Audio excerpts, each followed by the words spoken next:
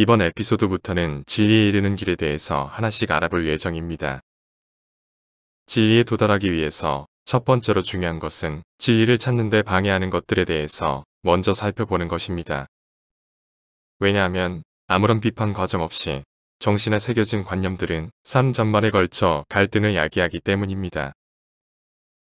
신체는 상한 음식이 몸에 들어오면 구토나 설사를 통해서 몸속에 들어온 내용물들을 비워낼 수 있지만 정신은 비판 없이 들어온 해로운 사상을 다시 정화시키기가 쉽지 않습니다. 나치의 동조에 유대인을 학살한 독일 군중들이나 일반 여성들을 마녀로 몰아 화형시킨 중세 유럽인들의 마녀 사냥은 정신에 주입된 관념이 얼마나 무서운 일을 할 수 있는지를 보여줍니다.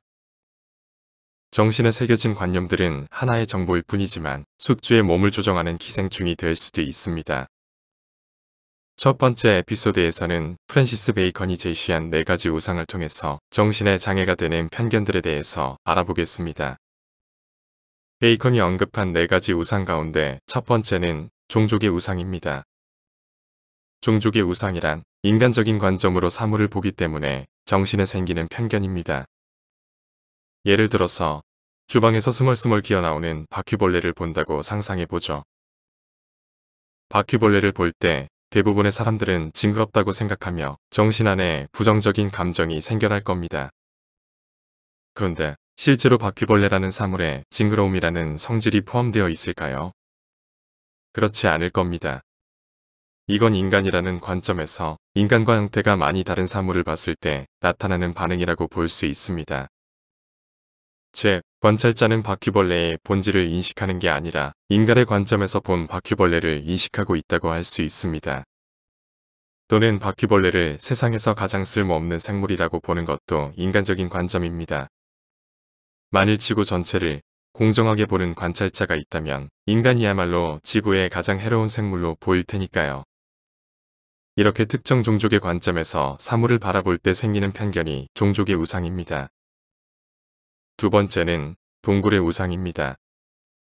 동굴의 우상은 자신만의 개인적인 견해가 참다운 견해라고 믿기 때문에 발생합니다.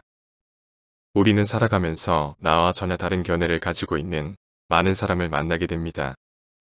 정의에 대해서 무엇이 선이고 악인지 선호하는 정당, 난민에 대한 견해 등 무수히 많은 부분에서 무수히 다른 견해를 가지고 있습니다.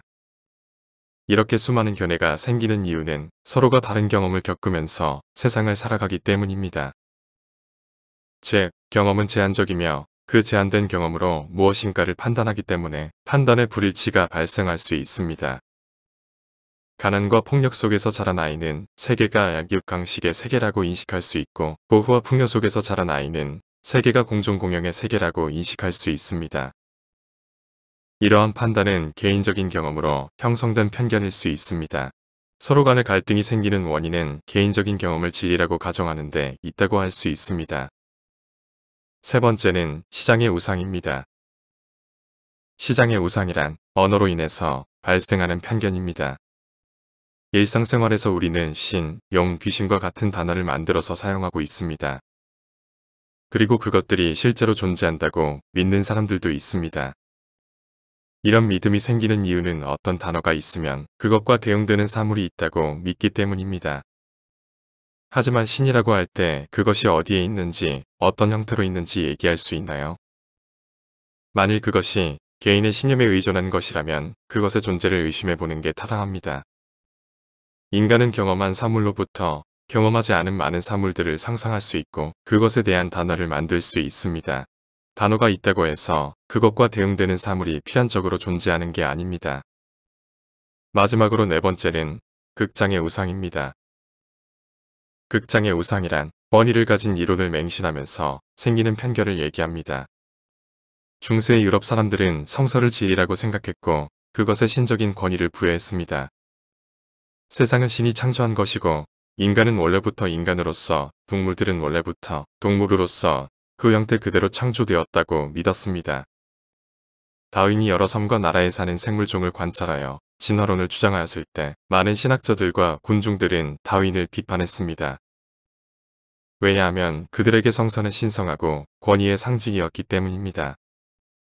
하지만 과학은 수많은 화석들과 관찰을 통해서 인간이 모든 생물의 근원인 박테리아로부터 여러 단계를 거쳐 영정류로 진화했다는 것을 밝혀냈습니다.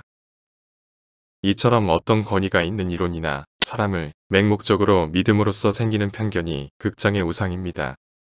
이상으로 진리를 탐구할 때 경계해야 할 4가지 우상에 대해서 살펴보았습니다.